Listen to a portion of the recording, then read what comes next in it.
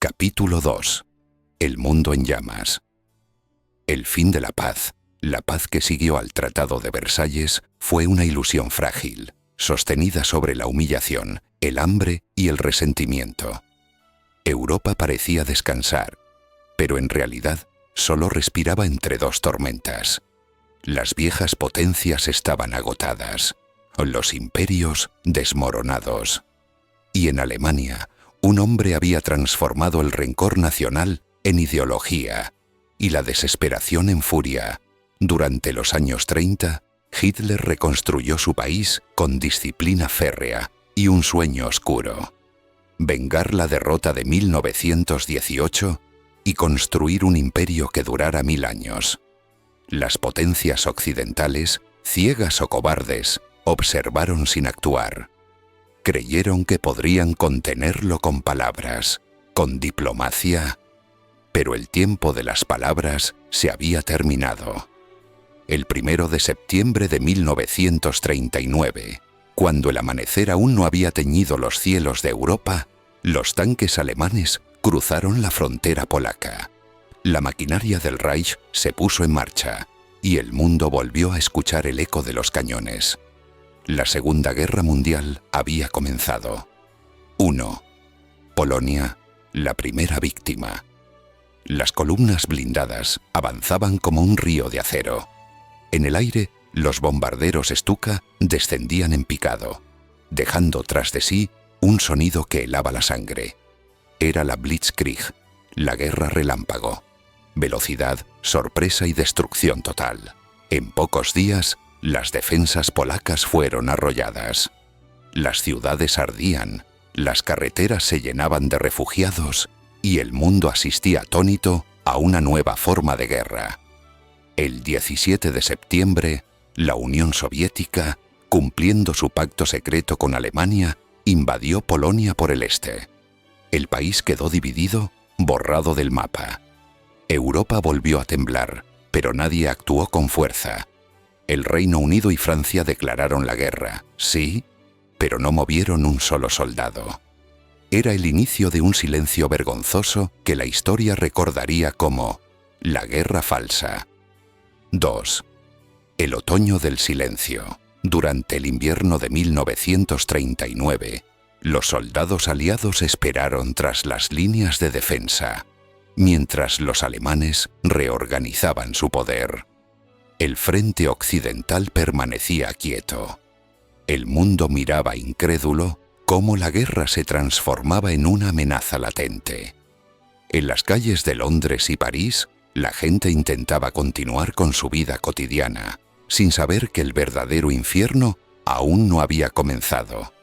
Hitler, mientras tanto, preparaba su siguiente movimiento con precisión quirúrgica. El siguiente golpe sería devastador.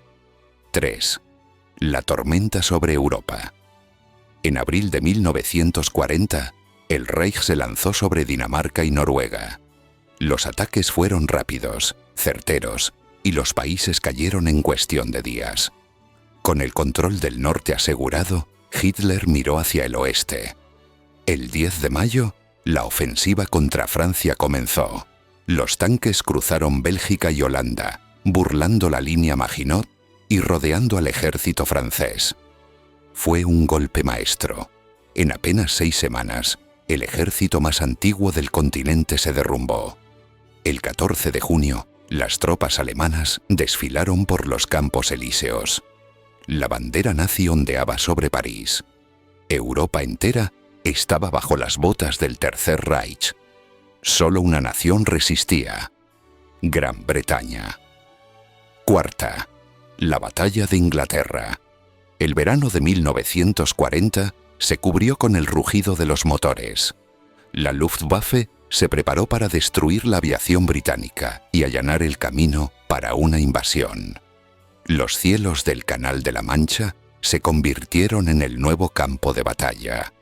Los pilotos de la RAF, muchos apenas veinteañeros, se enfrentaron a oleadas interminables de cazas y bombarderos. Día tras día, la batalla continuaba sobre las nubes. El destino de Europa pendía de unos pocos. En las noches, el Blitz arrasó Londres. Las llamas devoraban los barrios, los niños dormían en refugios subterráneos y las sirenas no dejaban de sonar. Pero el pueblo británico resistió. Con una determinación casi sobrenatural, soportaron los bombardeos, el hambre y el miedo. Nunca tantos debieron tanto a tan pocos. Las palabras de Churchill quedaron grabadas en la historia. Hitler suspendió la invasión. Por primera vez, el Tercer Reich había sido detenido. 5. La expansión del eje. Mientras Europa ardía, el fuego se extendía más allá del continente. En el norte de África, las tropas italianas trataban de conquistar Egipto, enfrentándose a los británicos en un conflicto de arena, calor y sangre. El desierto se convirtió en un tablero de guerra sin límites. En el Mediterráneo, Italia buscaba revivir la gloria del Imperio Romano, pero su ejército pronto se mostró débil y desorganizado. Alemania envió a su general más brillante, Erwin Rommel, el zorro del desierto. Sus tácticas rápidas y audaces le dieron victorias legendarias y convirtieron el desierto en un espectáculo de maniobras maestras. En los Balcanes, Yugoslavia y Grecia fueron invadidas. Europa estaba completamente bajo el control del eje. Pero Hitler no se detendría ahí. Su mirada ya estaba puesta en el este. 6. La traición a Stalin. Operación Barbarroja. El 22 de junio de 1941, sin declaración previa, más de 3 millones de soldados alemanes cruzaron la frontera soviética. Era la operación militar más grande de la historia. Barbarroja. El ejército rojo fue tomado por sorpresa. Las divisiones se desmoronaban. Las ciudades caían una tras otra. Kiev, Smolensk, Minsk, todas ardieron bajo la ocupación. Millones de prisioneros fueron capturados en cuestión de meses. Pero Hitler había subestimado dos enemigos: el invierno ruso y la voluntad del pueblo soviético. Cuando las temperaturas cayeron a 30 grados bajo cero, los motores se congelaron, las armas fallaban y los soldados morían sin disparar un tiro. Las carreteras se convirtieron en ríos de hielo y en diciembre las tropas soviéticas contraatacaron en Moscú. Por primera vez, la Wehrmacht se detuvo. 7. El fuego del Pacífico. Mientras Alemania avanzaba hacia el este, el imperio japonés extendía su dominio por Asia. China resistía desesperadamente, mientras Tokio buscaba asegurar los recursos que necesitaba para su expansión. Los Estados Unidos observaban, advirtiendo sobre la amenaza, pero sin intervenir. Eso cambió el 7 de diciembre de 1941. A las 7:55 de la mañana, el cielo sobre Pearl Harbor, en Hawái, se llenó de fuego y metal. En menos de 2 horas, los portaaviones japoneses destruyeron buena parte de la flota estadounidense del Pacífico. El ataque fue un golpe maestro, pero también un error fatal. Al día siguiente, Estados Unidos declaró la guerra, y con ello, el conflicto dejó de ser europeo. El mundo entero estaba en guerra. 8. Un mundo en llamas.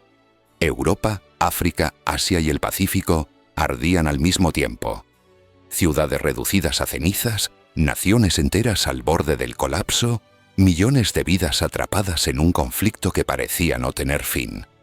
Los ejércitos del eje dominaban gran parte del planeta, pero su ambición había encendido demasiados frentes.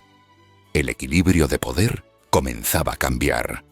El mundo entero, sumido en llamas, se preparaba para la siguiente fase: la contraofensiva, la resistencia y la lucha por la liberación.